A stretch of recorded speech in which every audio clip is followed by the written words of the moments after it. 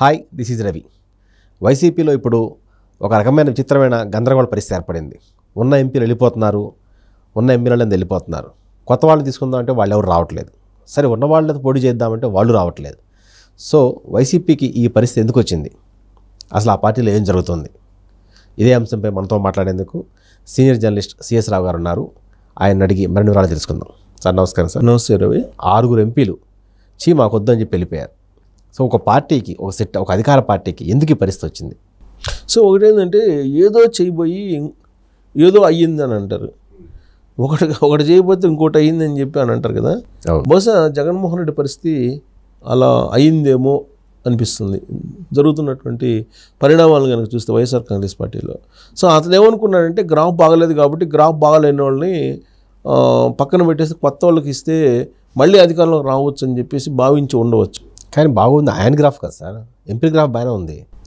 MP ఆయన graph ఆయన బాగుందని చెప్పి ఆయన ఫీల్ అవుతుంది. ఎమ్మెల్యేలు ఏమనుకున్నారు, మా గ్రాఫ్ బాగానే ఉంది, జగన్మోహన్ రెడ్డి గ్రాఫే బాగాలేదని ఎమ్మెల్యేలు అనుకున్నారు.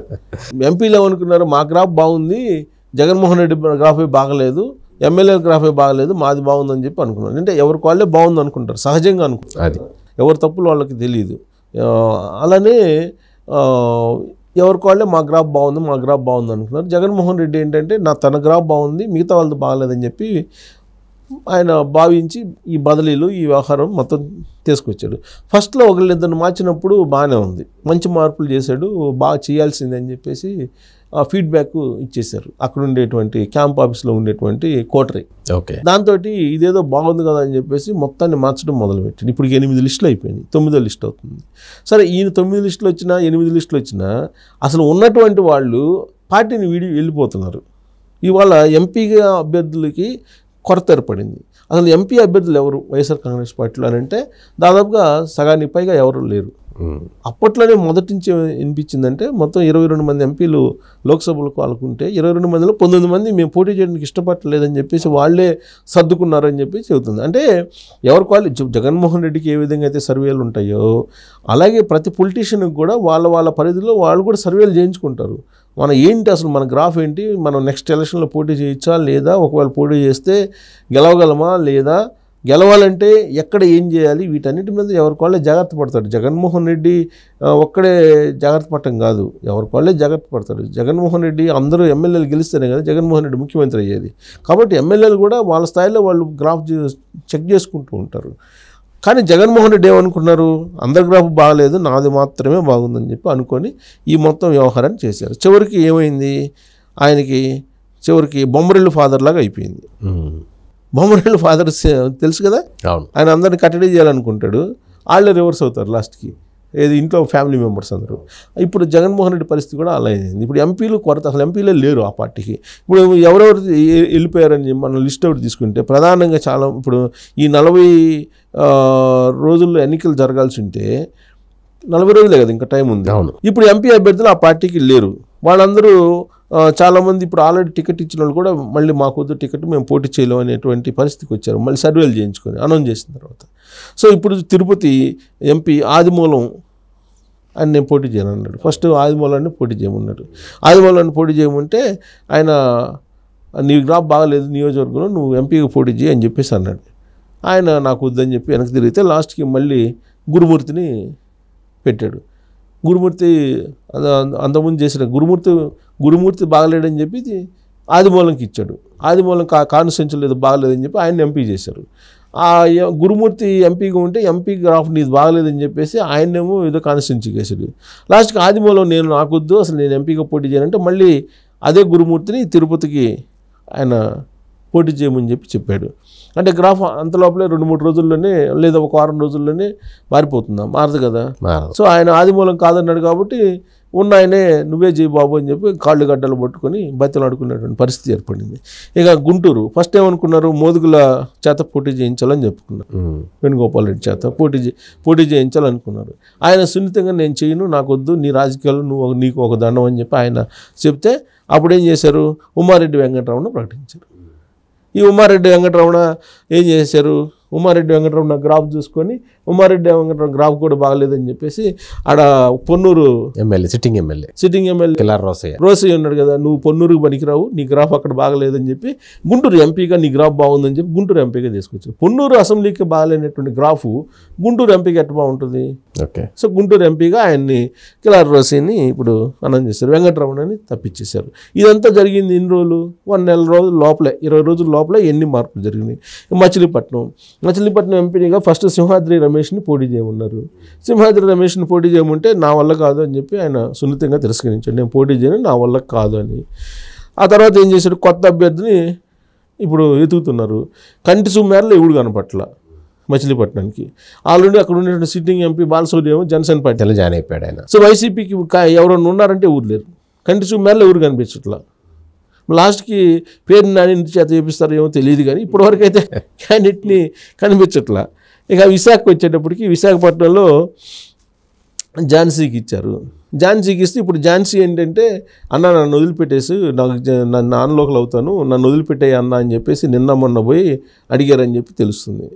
బొత్స ఝాన్సీ. ఓకే. అంటే బొత్స ఝాన్సీ ఎందుకు అడుగుతుంది, గంటా శ్రీనివాసరావుని చీపురుపల్లి ఏమని చెప్పి చెబుతున్నాడు, బొత్స సత్యనారాయణ భీములు ఏమని చెబుతున్నాడు వైసీపీ. ఈ తెలుగుదేశం వాళ్ళు అక్కడ చేయమంటున్నారు. సో ఇవన్నీ ఎందుకన్నా వద్దులే, మేము విజయనగరం వాళ్ళ నుంచి విశాఖపట్నంలో తీస్తే మాకు ఆదరణ ఉంటుందా లేదు, పైగా అక్కడ తెలుగుదేశం పార్టీ గట్టి క్యాండిడేట్, అవును, జనసేన తెలుగుదేశం పార్టీ పొత్తు. సో పొత్తులు అసలు గెలిచే అవకాశం ఉందా, కానీ ఎంపీగా పోటీ డబ్బులు అయితే పెట్టాలి. ఎన్ని ఎందుకులన్నా నేను తప్పుకుంటానని చెప్పి జగన్మోహన్ రెడ్డి దగ్గర పోయి రిక్వెస్ట్ చేసిందని చెప్పి చెప్తున్నారు. ఇప్పుడు ఒక లేటెస్ట్ టాక్. మరి విశాఖలో మళ్ళీ ఎంపీ క్యాండిడేట్ని ఎదుర్కోవాలి ఆయన. ఇక కర్నూలు గుమ్మనూరు జయరాం అయితే ఫస్ట్లోనే ఆయన నమస్కారం పెట్టాడు, గుమ్మనూరు జయరాం నా వల్ల కాదని చెప్పి. రేపు మాపు తెలుగుదేశం పార్టీలో జారుతున్నాడు ఆయన. ఇప్పుడు కర్నూలుకి ఎవరైనా అంటే ఇంతవరకు ఎవరు దొరకట్లా, ఎవరిని ఒకరిని పెడతారు, అది ఎవరు దొరికితే వాళ్ళని పెట్టే పరిస్థితి ఉంది ఇప్పుడు జగన్మోహన్ రెడ్డి. ఇప్పటివరకు అయితే కర్నూలు ఎంపీగా ఎవరిని ఫైనల్ చేయలేదు.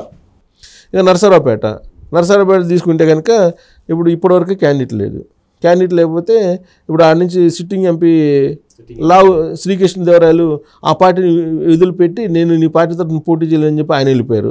ఆయన వెళ్ళిపోయిన తర్వాత ఎవరు క్యాండిడేట్ అంటే రకరకాల పేర్లు చూసి లాస్ట్కి ఎవరు దొరక నెల్లూరు నుంచి తీసుకొచ్చారు. అనిల్ కుమార్ యాదవ్ని తీసుకొచ్చి నెల్లూరు నుంచి ఇక్కడ పెడితే ఆయనకేమో ఎవరి పేర్లు తెలియవు, ఎవరి క్యాడర్ తెలియదు అంటే అక్కడ ఉండేటువంటి జనాలు ఏమో గగ్గోలు పెడుతున్నారు. సో అది పరిస్థితి. మళ్ళీ ఇప్పుడు నరసరావుపేటకి మరి ఆయన గ్రాఫ్ బాగలేదని చెప్పేసి మళ్ళీ నెల్లూరు పంపించాలని చెప్పి చూస్తున్నారంట. ఎందుకంటే వేమిరెడ్డి ప్రభాకర్ రెడ్డి వెళ్ళిపోయాడు కదా, అందుకని మళ్ళీ ఇప్పుడు అనిల్ కుమార్ని మళ్ళీ నెల్లూరు తీసుకెళ్లాలనేటువంటి ఒక ఆలోచన చేస్తున్నారని చెప్పి అంటున్నారు. తర్వాత ఒంగోలు వచ్చేసి సిట్టింగ్ ఎంపీగా మాగుంట శ్రీనివాసరెడ్డి ఉన్నాడు. ఆయన వెళ్ళిపోయాడు, ఆయన పార్టీ నుంచి వెళ్ళిపోయారు. ఇప్పుడు ఎవరిని పెట్టాలి ఒంగోలుకి అనేది అర్థం కావట్లేదు. చెవిరెడ్డి భాస్కర్ రెడ్డిని ఎక్కడ లేక తిరుపతి నుంచి తీసుకొచ్చి చిత్తూరు జిల్లా నుంచి తీసుకొచ్చి చెవిరెడ్డి భాస్కర్ రెడ్డిని పెట్టారు. ఆ చెవిరెడ్డి భాస్కర్ రెడ్డి గ్రాఫ్ బాగుందా లేదని చెప్పి చెక్ చేసుకుంటున్నారు. ఇప్పుడు చెవిరెడ్డి భాస్కర్ రెడ్డిని పెడితే బాగుంటుందా లేకపోతే రోజాని తీసుకొచ్చి చేస్తే బాగుంటుందా అనేది మళ్ళీ డైలమాలో ఉన్నారు. అక్కడ ఎవరు పోటీ చేస్తారో తెలియదు ఇప్పటి వరకు. అంటే చెవిరెడ్డి భాస్కర్ రెడ్డి అని చెప్తున్నారు, కానీ గ్రాఫ్ బాగాలేదు, మళ్ళీ రోజా అని చెప్పి మొన్న ఈ మధ్య వినపడింది. అంటే చివరి వరకు ఉంచుతారా లేదా తెలియదు. షెడ్యూల్ వచ్చిన తర్వాత ఏమవుతుందో తెలియట్లా. తర్వాత విజయవాడలో అసలు ఎంపీ అభ్యర్థి లేరు మొన్నటిదాకా. తెలుగుదేశం పార్టీ నుంచి కేసీఆర్ నాని వస్తే ఆయనకి నువ్వే పోటీ చేయి, నువ్వే ఉండు అని చెప్పి ఇచ్చేశారు. ఇప్పుడు కేసీఆర్ నాని గ్రాఫ్ బాగలేదని చెప్పి మళ్ళీ ఇప్పుడు తాజాగా గ్రాఫ్లు వచ్చినాయి అని చెప్పి అందరినీ పిలిచి అక్కడ తాండేపల్లి క్యాంప్ హౌస్లో పంచాయతీ పెట్టారు అని చెప్పి 2-3 రోజుల నుంచి న్యూస్ వస్తుంది.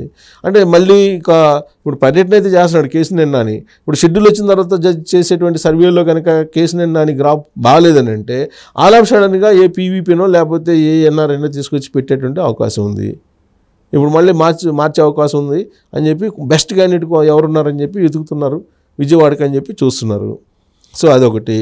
ఇక విజయవాడ పోతే ఏలూరు ఎంపీ ఎవరు దొరకలే. అక్కడ ఏలూరులో ఎవరు దొరకపోయేకి ఏం చేశారు ఆయన, అక్కడ మంత్రిగా ఉన్నటువంటి నాగేశ్వరరావు ఉన్నాడు కదా, కార్మూర్ నాగేశ్వరరావు కుమారుడికి ఆయనకి అప్పచెప్పారు.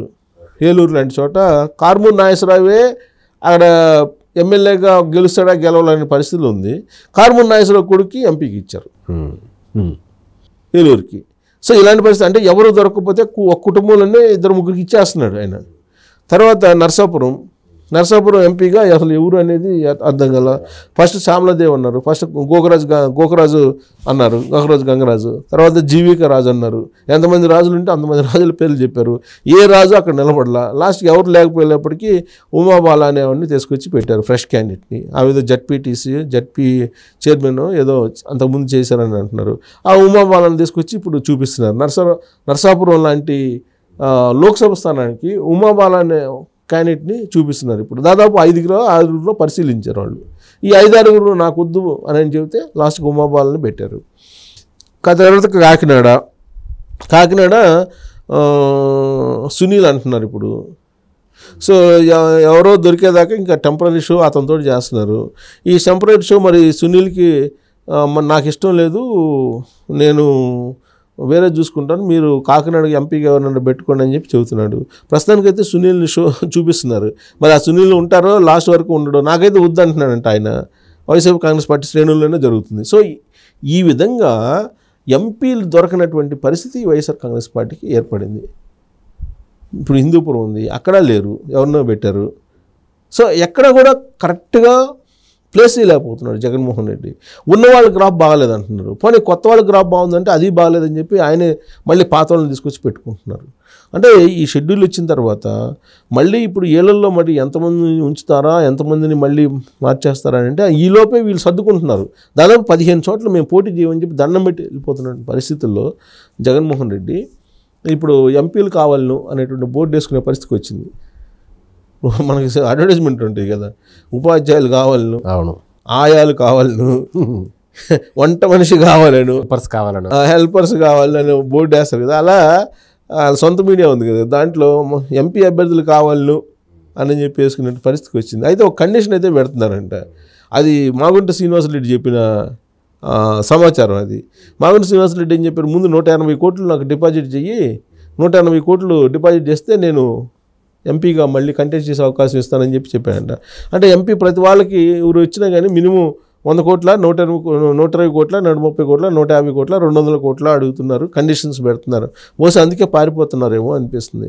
అసలు గెలుస్తాం తెలియని పరిస్థితుల్లో ఈ 100 కోట్లు 200 కోట్లు ఎక్కడ తెచ్చిస్తామని చెప్పేసి వెళ్ళిపోతున్నారేమో. బహుశా అందుకే వీళ్ళు వాళ్ళ సొంత మీడియాలో ఎంపీ అభ్యర్థులు కావాలను, మినిమం 100 కోట్లు కావాలను, లేదంటే 200 కోట్లు డిపాజిట్ చేయవాలని ఇలాంటివి ఏమన్నా వేయాల్సి వస్తుందేమో భవిష్యత్తులో. మరి అలాంటి పరిస్థితి అయితే కనిపిస్తుంది ఆ పార్టీలో. మరి ఆయన ఎందుకు ఆయన అట్లా చేస్తున్నారో అర్థం కావట్లేదు. వైసీపీలో ఎంపీ అభ్యర్థి కావాలి, చాలామంది ఉన్నా కానీ ఎవరూ పోటీకి ఇంట్రెస్ట్ చూపించట్లేదు, కొత్త వాళ్ళు రావట్లేదు. మరి ఇలాంటి పరిస్థితి నాకు తెలిసి గతంలో ఎప్పుడు ఏ రాజకీయ పార్టీకి రాలేదు. మరి వైసీపీ ఎప్పటికైనా మేలుకుంటుందో లేదో. Thank you.